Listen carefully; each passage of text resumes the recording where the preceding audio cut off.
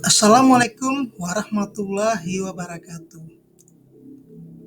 Ini merupakan tugas CGP modul 1.1a.8 koneksi antar materi. Kesimpulan dan refleksi modul 1.1 pemikiran Ki Hajar Dewantara. Saya Hendra Yunanda, CGP Angkatan 11, berasal dari SMA Negeri 1 Lengayang. Pendidikan dan pengajaran. Ki Hajar Dewantara atau kita singkat dengan KHD membedakan kata pendidikan dan pengajaran dalam memahami arti dan tujuan pendidikan. Menurut KHD, pengajaran adalah bagian dari pendidikan. Pengajaran merupakan proses pendidikan dalam memberi ilmu atau berfaedah untuk kecakapan hidup anak secara lahir dan batin. Pendidikan memberi tuntunan terhadap segala kekuatan kodrat yang dimiliki anak agar ia mampu mencapai keselamatan dan kebahagiaan yang setinggi-tingginya, baik sebagai seorang manusia ataupun sebagai anggota masyarakat.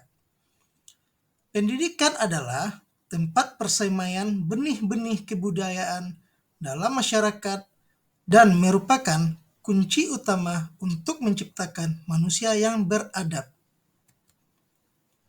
Maksud pengajaran dan pendidikan yang berguna untuk peri kehidupan bersama ialah memerdekakan manusia sebagai bagian dari persatuan rakyat.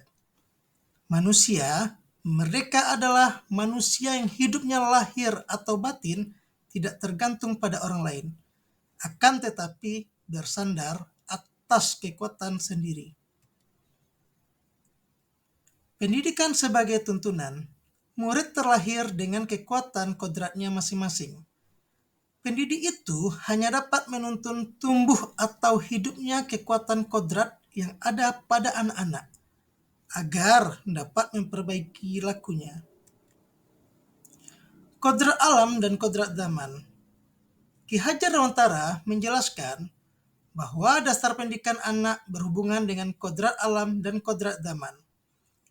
Guru harus mendidik anak-anak dengan cara yang sesuai dengan tuntutan alam dan zamannya sendiri, dengan tetap mengutamakan kearifan lokal dan sosial budaya Indonesia. Berpihak pada murid.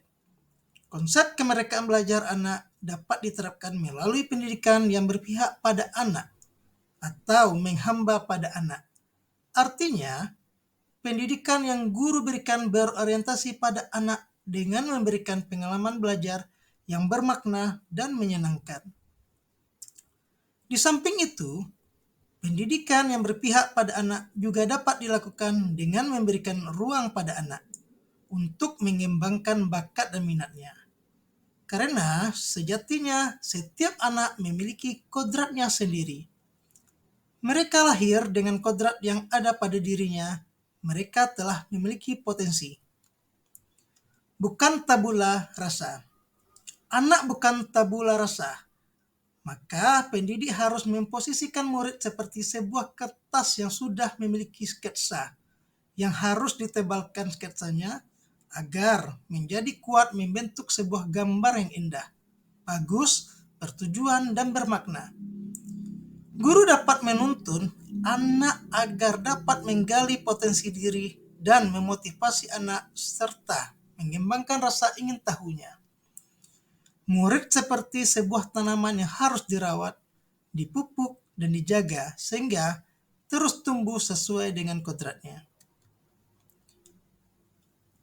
Apa yang Anda percaya tentang murid dan pembelajaran di kelas sebelum Anda mempelajari modul 1.1?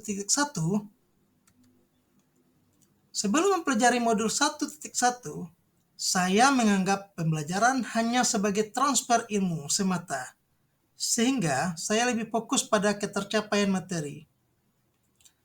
Menganggap semua murid memiliki kebutuhan yang sama, saya tidak mempertimbangkan karakteristik murid. Nilai kognitif menjadi acuan dalam tujuan pembelajaran yang saya lakukan. Pembelajaran dianggap berhasil jika murid telah mencapai nilai KKTP. Pengajaran berpusat pada guru. Guru lebih mendominasi aktivitas di dalam kelas, sehingga murid tidak memiliki kesempatan yang luas untuk berperan aktif. Apa yang berubah dari pemikiran atau perilaku Anda setelah mempelajari modul 1.1 ini? Setelah mempelajari modul 1.1, pembelajaran bukan hanya sekedar transfer ilmu, melainkan menuntun murid untuk dapat menumbuh kembangkan potensi yang dimiliki sesuai dengan minat dan bakatnya. Memperhatikan semua aspek pembelajaran, kognitif, afektif, psikomotor, ritual, sosial, dan budaya. Memberi ruang kepada murid sebagai subjek pembelajaran, kebebasan berekspresi dan berkreasi, mengemukakan pendapat, memilih cara belajar. Pembelajaran terpisah dengan intrakurikuler berupa proyek penguatan. Apa yang dapat segera Anda terapkan lebih baik agar kelas Anda mencerminkan pemikiran Ki Hajar Dewantara? Strategi yang akan diterapkan: mengenali dan memahami karakteristik murid dan memberikan pengajaran yang sesuai dengan kebutuhan. Menggunakan metode pembelajaran yang bervariasi, inovatif dan kreatif dengan memanfaatkan teknologi dalam pembelajaran. Merancang dan menerapkan strategi pembelajaran yang sesuai dengan kondisi keadaan murid baik kodrat zaman maupun kodrat alam, serta relevan dengan konteks kebudayaan. Melakukan refleksi terhadap proses pembelajaran yang telah dilaksanakan. Amati kelemahan dan kekuatannya.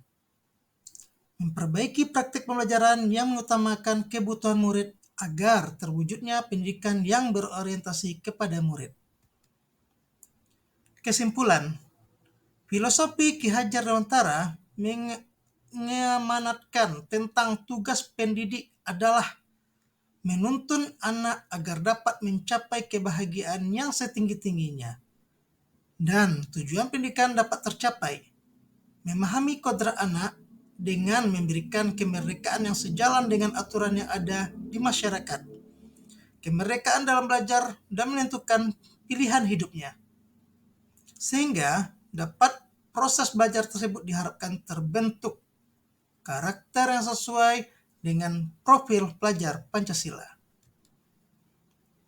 Salam guru penggerak. Assalamualaikum warahmatullahi wabarakatuh.